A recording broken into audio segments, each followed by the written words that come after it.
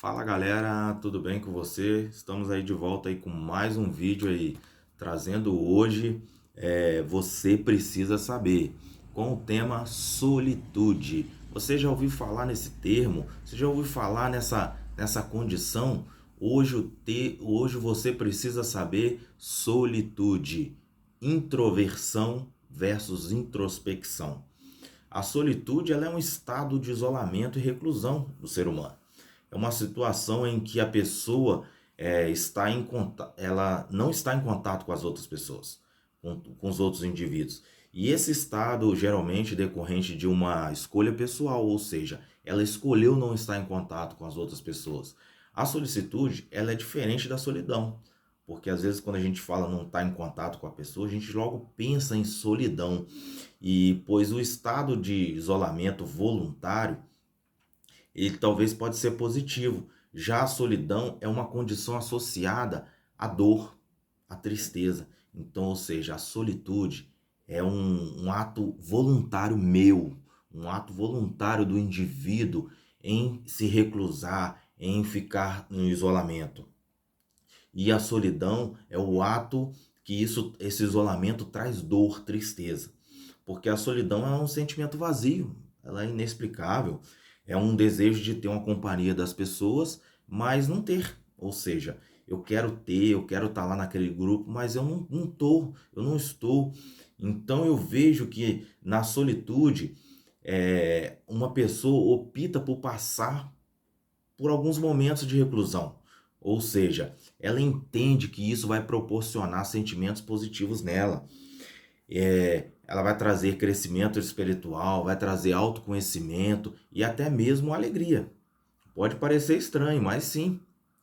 Isolar-se voluntariamente pode ser uma forma de entrar em contato consigo mesmo, ou seja, manter o equilíbrio entre as partes, entre o eu e fortalecer o meu eu, a minha autoconfiança, o meu amor próprio, uma forma de entrar num equilíbrio total que quando nós estamos sozinhos, sem procurar a presença de outras pessoas, porque talvez a presença de outras pessoas pode trazer um desequilíbrio, pode a gente não estar pensando. Então, uma pessoa num estado de solitude, ela desfruta dos momentos de isolamento, mas ela sabe, ela tem consciência de que possui relações significativas e que pode contar com a companhia das outras pessoas.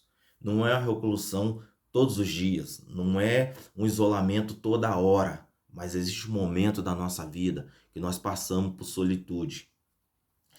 Porque mais a solidão, ela é uma situação não voluntária, ou seja, eu não criei aquela situação igual a solitude. A solidão, ela não é voluntária, em que a pessoa se sente sozinha e não pertencente a nenhum grupo. Já viu aquela pessoa que, eu não me encaixo no grupo, eu não me achei ainda no espaço.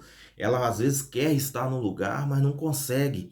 Nesses casos, estar sozinho significa sofrimento, significa dor, e quando essa condição persiste, essa solidão persiste, pode ser um gatilho para doenças psicossomáticas. Então, fique atento. É possível que os indivíduos se sintam sozinhos, mesmo na presença de amigos familiares. Eu vi aquela pessoa, ela tá lá num grupo, presença de amigos, mas ela se sente sozinha, se sente nessa solidão. O ser humano, ele é um ele é um ser sociável. Portanto, ele não pode prescindir completamente a companhia do outro, das outras pessoas, dos outros indivíduos, porque o sentido da vida está nas relações de convivência, está nas relações estabelecidas entre um e o outro, entre uma parte e a outra. Por isso, longos períodos de isolamento podem levar a desenvolver também doenças como depressão e ansiedade. Porque o isolamento forçado, inclusive, é uma forma de punição, de tortura, praticada ao longo dos anos aí, ao longo da história que a gente vê. E um exemplo claro disso é em prisões, que é comum que uns detentos sejam castigados, eles colocam nas celas chamadas solitárias, ou seja, sem a companhia de ninguém. Ou seja, porque a solidão causa dor, causa sofrimento. Então, o ato de punir uma pessoa, igual a gente vê na prisão, é só mantê-la reclusa das outras pessoas. Então entenda que você, mesmo passando por solitude, esse período de isolamento, você precisa ter convivência, você precisa participar de grupo, você precisa se envolver, porque a solitude, ela é uma condição em que podemos meditar, refletir sobre as nossas vidas, decisões e comportamentos. É um momento propício para despertar a nossa espiritualidade e para as pessoas religiosas uma oportunidade para fazer suas orações, suas reflexões. Estar sozinho e sem as distrações provocadas por outras pessoas também é uma ocasião interessante para mim e para você, porque desenvolve a nossa criatividade e fluidez da imaginação. A gente começa a imaginar as coisas, pensar. E eu gostaria também de falar sobre a primeira solitude, que é o confronto desse assunto você precisa saber, que é a solitude introvertida, ou seja, da introversão. É uma pessoa introvertida, é aquela que evita o contato social. Ela manifesta uma forte marca de timidez em sua personalidade. Em geral, é uma pessoa insegura, é uma pessoa sensível e ela é sensível a críticas. Ela não quer ouvir críticas. Então, ela fica lá no cantinho dela, no isolamento. E para reconhecer uma pessoa introvertida, a gente vai falar de alguma coisa, porque elas têm alguns hábitos. As pessoas introvertidas, elas são reflexíveis. Ela tem o hábito de refletir profundamente sobre os assuntos e as questões em que interessam a ela. Costumam fazer autoanálise, observar suas reações e repensar suas atitudes. Ela olha à sua volta. Em geral, são pessoas que dão muita atenção aos seus pensamentos e sentimentos e à maneira como se sente diante das situações que vive. Ela olha tudo a situação que ela está vivendo. Ela costuma avaliar os prós e os contras das decisões que pretende ser tomada. E pode até ter um comparativo como uma pessoa indecisa, mas não. As pessoas introvertidas, elas evitam o contato social. Elas tendem a se afastar da vida social, não são adeptas a grandes aglomerações ou um excesso de interação social. Dificilmente interagem em grupos, a não ser se forem pessoas de sua confiança. Em geral, a introversão ela faz com que as pessoas deem preferência às interações com pessoas mais próximas do seu ciclo de amizade. Seria os parentes, familiares, entendeu? E elas são também muito observadoras, porque elas têm um hábito de olhar o ambiente à sua volta. Elas podem passar por bastante tempo caladas, observando a interação das outras pessoas, sem falar nada, só olhando, ouvindo, vendo as intenções de cada um.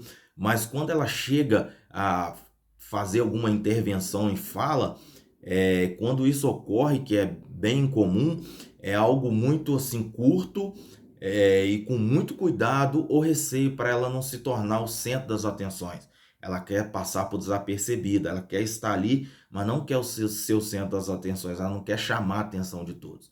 Em determinados momentos, elas se tornam reflexivas e permanecem imersas em seus próprios pensamentos, ou seja, interpretações sobre o evento na qual ela está vivendo ali naquele momento. Então ela fica imersa naquele pensamento. Ela possui também uma tendência a isolamento, permanecer em rotinas previamente definidas em sua zona de segurança. Ou seja, para elas passar por períodos sem companhia ou mesmo fazer atividade sozinha não é um problema, ela já acostumou com aquilo. Ao contrário disso, muitas vezes pode ser uma necessidade, mesmo para ela um prazer, que para muitos não seria. É importante saber que isso não significa que as pessoas introvertidas não gostem de conviver com outras pessoas, mas passar um tempo sozinho costuma ser um hábito comum que para elas não gera sentimentos de angústia nem solidão. Ela já está acostumada com aquele hábito. Elas também não gostam de compartilhar suas emoções e sentimentos. A pessoa introvertida, a introversão, pode ser identificada como também uma timidez. Muitos identificam a pessoa é tímida, a pessoa é pacata, é calada, mas ela manifesta uma resistência à espontaneidade, principalmente no que diz respeito à expressão de emoções e sentimentos, porque ela tende a se a se sentir exposta quando algo é compartilhado, aspectos íntimos e até da própria personalidade. Entendeu? Então entenda, a introspectiva, a introversão, ela quer dizer que a pessoa ela está reclusa, mas ela está observando todo o seu ambiente, toda a sua volta, em torno, não quer ser exposta. Agora nós vamos falar sobre a solitude da introspecção. A introspecção é um termo que caracteriza a ação de fazer uma análise íntima. Olha só, reflexiva sobre si próprio. Nós falamos agora que a introvertida é aquela que analisa o ambiente, que observa o ambiente, que não quer se expor. Ela até está em convivência de outras pessoas, mas ela quer ficar no cantinho dela ali. Agora, a introspecção, ela é reflexiva também, ela tem os mesmos sinônimos, as mesmas coisas da introvertida, só que ela traz o externo para dentro, ela traz o ambiente para dentro de si, é a forma reflexiva que ela faz de si própria. Esta ação requer uma reflexão profunda sobre as experiências vividas ou sobre o que está passando do mais íntimo do seu interior. Então, a introvertida faz uma análise do ambiente e a introspecção ela faz uma análise do seu interior. E nesse processo que possui caráter psicológico, que quando você analisa o seu interior, pode-se falar em psicologia, porque o indivíduo ele passa a fazer uma observação do conteúdo dos seus próprios estados mentais e psíquicos. O que isso quer dizer? Ele toma consciência desses estados mentais, ele toma consciência da sua ação, do que ele está fazendo, até do que ele está pensando. Então a gente vê que acaba sendo comum que a pessoa se abstenha do ambiente externo para focar nesta reflexão de si mesmo. Ou seja, até mesmo para conviver bem com as outras pessoas, com as demais pessoas, ela acha que ela precisa se reclusar, ela acha que ela precisa pensar assim, melhorar, aquela pessoa que sempre quer melhorar, aquela pessoa que sempre quer fazer melhor, falar melhor. Então, entre os possíveis conteúdos que possam estar nesse processo de reflexão, destaque-se as atitudes dentro de uma relação a si próprio. Ou seja, como para os demais, além das crenças, as imagens mentais, as memórias, emoções e associações de ideias, ou seja, esse momento de reclusão. Esse termo pode ser substituído por sinônimo como ensimesmamento, ensimesmação, recolhimento, reflexão, meditação, concentração, ponderação e consideração. Então, todos esses sinônimos, ele pode ser de uma introspecção, de uma pessoa que tem introspecção. E para a área psicológica, a introspecção refere-se ao objetivo de fazer uma autoanálise da mente, ou seja, inspecionar, relatar pensamentos, sentimentos pessoais e fazer esse laudo é chamado de método introspectivo, ou seja, é considerar que a mente, considerar a psicologia como ciência da experiência do consciente. E esse método introspectivo entende que somente o indivíduo que passa por tal experiência ele é capaz de observá-la e tem o conhecimento de uma percepção do seu interior. O que é isso? Sempre quando a gente fala, só eu sei o que eu vivi, só aquela pessoa sabe o que ela viveu. É mais ou menos isso aí. Ou seja, a gente pegar a nossa experiência, pegar a nossa vivência de vida e trazer para o nosso interior e conhecer ela, tratar ela para ser uma pessoa melhor, para ser um pai melhor, para ser um filho melhor, para ser um primo melhor, para ser um amigo melhor, para ser um servo de Deus melhor.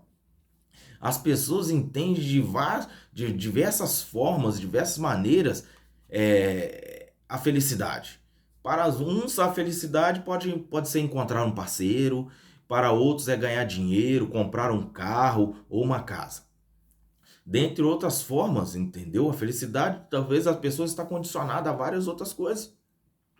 Mas a gente vê que, na verdade, o que todos buscam é estar bem, aliviar o sofrimento e se realizar. E nem todos conseguem alcançar a paz interior. E eu gostaria de te perguntar, você tem conseguido realizar os seus sonhos? Ser feliz e alcançar a paz interior? A felicidade e a paz não estão restritos a um grupo social de pessoas. A felicidade, a paz interior, ela está restrita a você. Ela está aberta a você, ela é oferecida a você todos os dias. Às vezes nós não julgamos privilegiados, pois se fosse assim não existiria alto índice de depressão, quando a gente não se julga privilegiado. Dependência química, suicídio, por quê? As pessoas que são consideradas um alto poder aquisitivo, elas têm uma tendência a ser feliz, é o que as outras pessoas pensam. E nem sempre é assim, porque a paz interior é um estado natural. Não só aquela que tem um alto poder aquisitivo, mas é um estado natural seu também ser feliz, ter paz interior. O que basta para ter paz interior e ser feliz? Primeiro passo, basta ser ser humano. Então, ser humano eu sou, ser humano você é. Agora, precisamos alcançar, entendeu? Essa paz, precisamos alcançar essa felicidade. Independente da minha cor, credo, renda, sexo.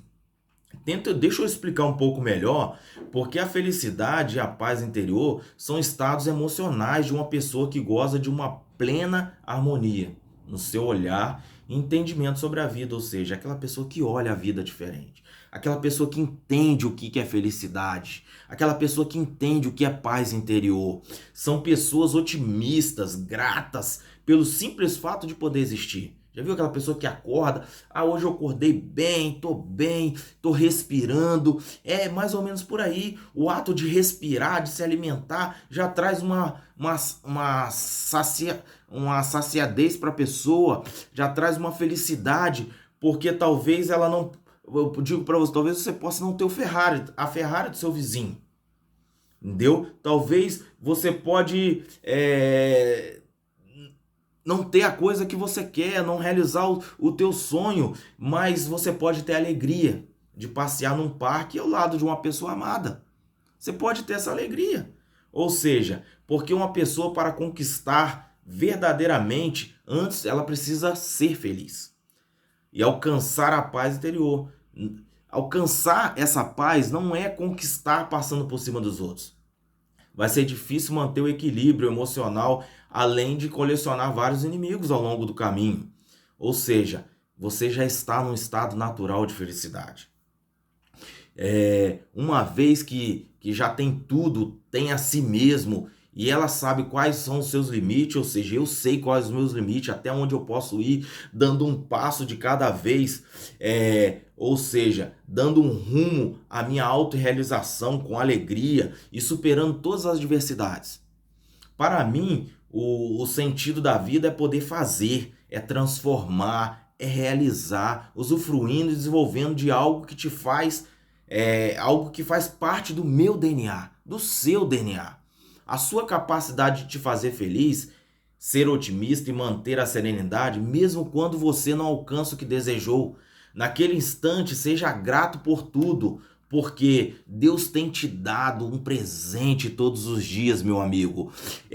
Deus tem te dado esse presente quando você acorda, que é a sua vida. Então viva todos os dias, viva de uma forma de que hoje acordei, eu tenho uma chance de recomeçar, de aprender, de crescer e realizar e ser feliz. Jesus te ama, meu amigo. Então entenda o presente que Deus tem te dado todos os dias quando você acorda. Se você gostou do vídeo, curte lá, compartilha, deixa o seu like e vamos aí em busca aí dos 200 inscritos aí, tá bom? Se precisar de ajuda, deixa o seu comentário, estaremos fazendo um esclarecimento se você gostou desse vídeo, ok? Um forte abraço a todos.